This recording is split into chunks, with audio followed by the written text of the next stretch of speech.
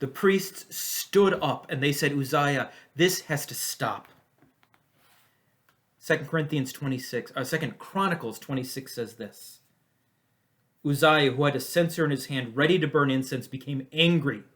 While he was raging at the priests in their presence and before the incense altar in the Lord's temple, leprosy broke out in his forehead.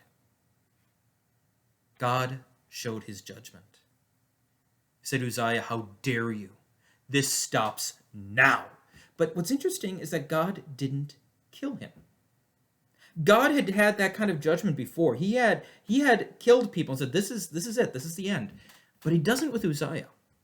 In fact, the Bible notes that Uzziah then had leprosy for the rest of his life. Now, why would God do that? As a constant reminder of God's law and his gospel. It was a call for Uzziah to come back to God.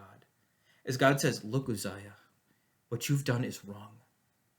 But I will show mercy by not killing you, so that you have the opportunity to repent.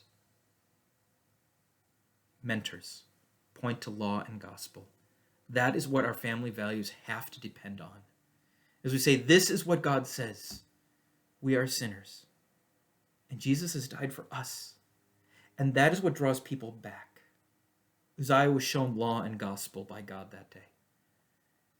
And 2 Chronicles notes that he was buried with his fathers. Very often in the Old Testament, that's code for was a believer. Uzziah repented. You. Share law and gospel. Let that be our family values.